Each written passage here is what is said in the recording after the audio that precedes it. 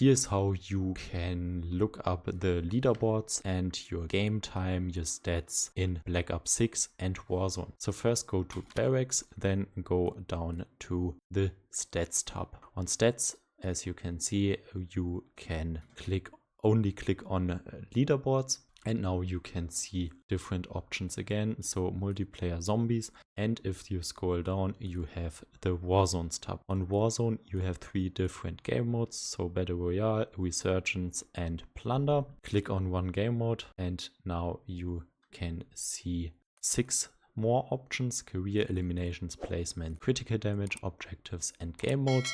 Just click on career and now you can swap between friends only and the whole leaderboard. And now you can see your time played, games played, score per minute and your total score. Then you can even swap to your eliminations tab to see your total eliminations, your deaths, your KD, your highest streak and the average eliminations per game, then placements, critical damage and so on. Same applies for these 2 game modes as well. I hope this video was helpful for you. If you have problems to hear steps in Warzone, click on this video right now and it will get fixed in a few seconds.